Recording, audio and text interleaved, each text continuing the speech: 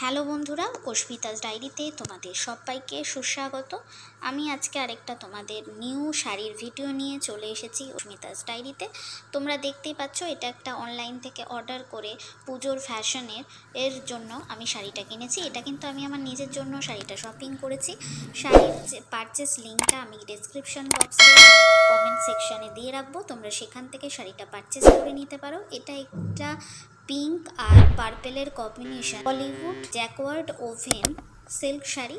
তোমরা দেখতে পাচ্ছ, এটা অনেকটা কিন্তু বেনারসির মতন দেখে, কিন্তু খুবই সুন্দর।